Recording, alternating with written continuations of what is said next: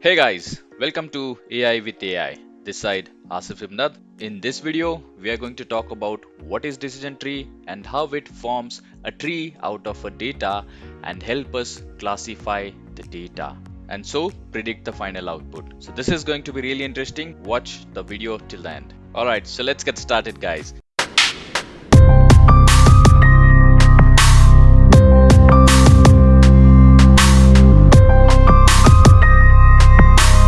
So decision tree is an amazing algorithm which generally identifies how do we split the data based on the different conditions. So decision trees are supervised learning methods used for both classification and regression tasks. And definitely it is one of the most widely used and practical methods for supervised learning where right answers are given, you need to find more right ones. Let's understand this algorithm with some example.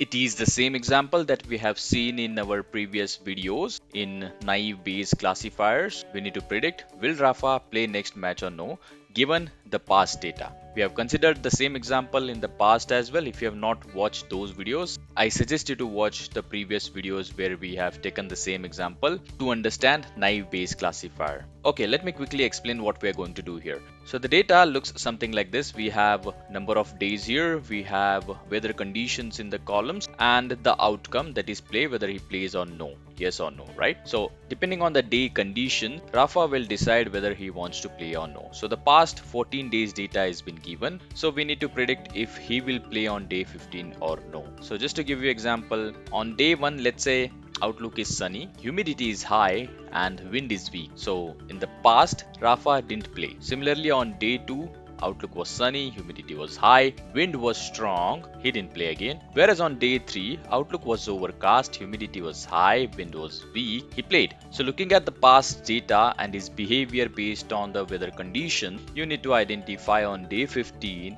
if outlook is rainy, humidity is high, wind is weak, whether Rafa will play or no. So this is what we want to predict.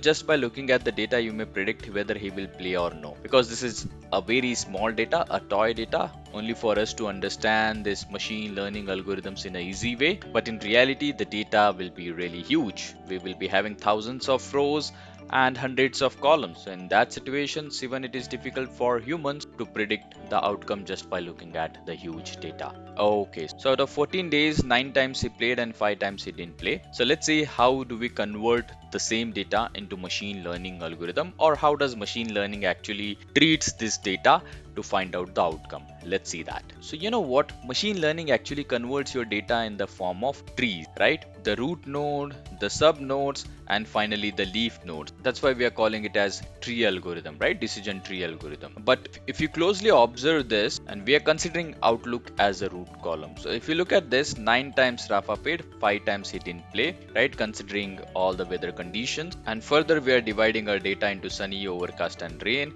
and so on and so forth. So at this point, some of you might be thinking that it is just a bunch of nested if statements. So why do we consider this as a machine learning, right? It is just a normal programming where we can put a conditions, if else conditions, and come to the conclusion on the leaf nodes here, isn't it? Yes, you are right. It is a bunch of if else statement, but we need to know the correct right conditions there, as there are many possible splitting conditions may arrive and it is difficult for us to consider which attribute to split from, right? So we are not deciding the attribute here. Machine learning is deciding the attribute, that is outlook here, based on which it has to split the data. So this is where machine learning plays a very important role. Forming a tree or traversing through the tree is not really difficult, but how do we split the data? How do we consider this as a root node is really important, and this is where machine learning plays important role here. Definitely, right? You may ask me a question, why you consider only outlook? Yeah, if you look at the table, we have many different columns: outlook, humidity, wind, right? Why you're not considering humidity as the root column, or why you're not considering wind as a root node,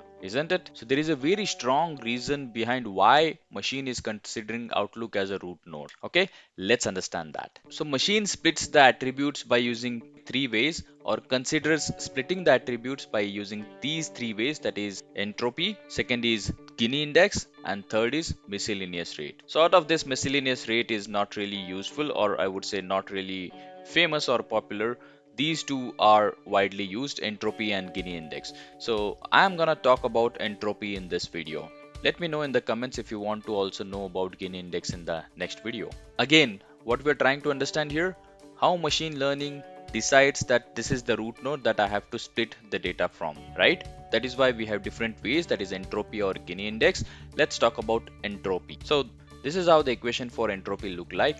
Entropy of total number of trainings is equal to P is number of samples, positive or negative, log to the base 2 positives minus log to the base 2 negatives. Okay, you don't really need to worry about the equation here, or you don't need to calculate anything. This is just for your information. Machine does this for us. We are here to understand how machine is deciding which root node to be considered to split the data. But we need to understand what entropy means. What is the concept of entropy? Let's understand that. For this, we generally refer to the concept called impure set and pure set. Okay, so if I talk about impure set, there are 3 yes and 3 no's, right? This means what? If there are 3 yes, 3 times Rafa played and 3 times he didn't played. So that means what? This is a impure set, right? 50-50 chances. Okay, that is why we are calling it as impure set. If I calculate an entropy of impure set, it is equal to 1. If you put these numbers and calculate this, the outcome will be 1. Okay, same way, what is pure set? Pure set is when you have 4 yes or 0 no's, meaning there is no confusion at all. Either there are yes or there are all no's or all yes. Okay, there is no confusion at all. Every time Rafa plays or every time he don't play, right? So it is a pure set, and if I put these numbers into the equations, the outcome will be 0. So impure set where you see a uncertainty, and pure set where there is no uncertainty. So if I draw a graph of entropy, this is how it looks like.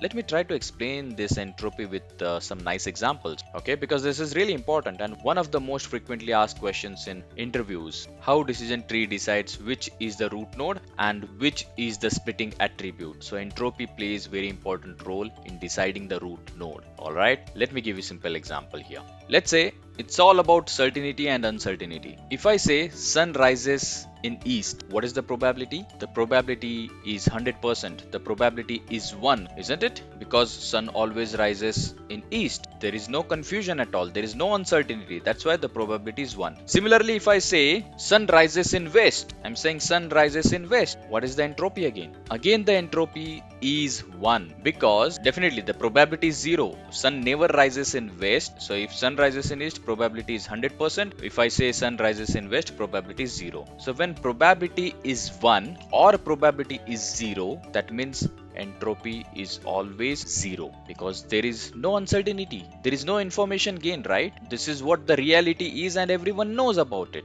Okay. In contrast to this, if I say who will win the next FIFA World Cup, there is a lot of uncertainty. We don't know. It could be Spain, it could be Italy, it could be Germany, it could be Portugal, etc., right? So a lot of uncertainty. We don't know the answer here.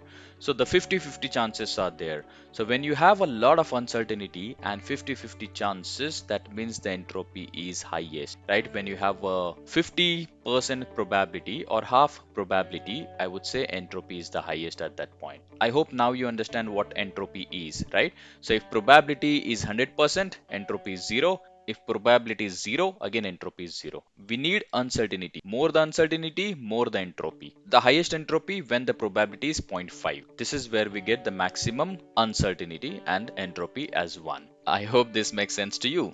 Okay, here we are just calculating the entropy. We are just putting P of yes, probability of yes, and probability of no, the numbers here. The data that we have out of 14 data, 9 times he played. P of yes, probability of yes is 41, probability of no is 53%. So we calculated the probability here. So what is the entropy? So the entropy is calculating P of yes plus P of no, which is equal to 94%. So the entropy is 94.94. That means it is 94%. Okay, so entropy is very close to 1. You see that? So there is a lot of uncertainty here, but you know, finally the attribute will be considered by using information gain. So the model will finally choose the split based on the maximize information gain. Okay, it is the new term here, information gain, but nothing different. It is calculated based on the entropy that we were talking about. Okay, so maximum information gain, as you can see, where do you see the maximum information? Sun rises in east. Is there any information information gain? No, everybody knows it. So there is no information gain. Sun rises in west, no information gain, right?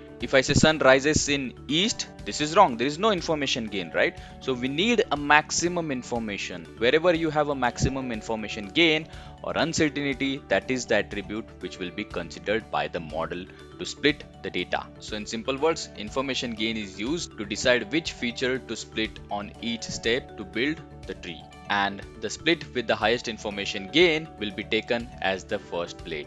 And the same process will continue until all children nodes are found until we get the information gain as 0. I'm not talking about the formula here, but we are calculating the information gain here just by putting the data in these equations.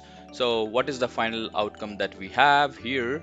The information gain for Outlook is 24. Similarly, let's see for other attributes. For other attributes, we have calculated it. If you see it for Outlook, it is 25. If you see it for humidity, it is 15. If you see it for winds, it is 0.05. So there is very less information gain. I cannot consider wind. There is an information gain in for humidity, but maximum information gain is here at the Outlook, right? It is 0.25, and that's why the Outlook is considered as a rootmost node. This is where we have the maximum uncertainty. Beautiful. I hope you understood how decision tree really works, how the attributes are splitted, and how the attributes are considered as a root node, and importantly, entropy and information gain. These are the two important aspects that we understood in this video. Alright, in the next video, we are going to see the demo on decision tree.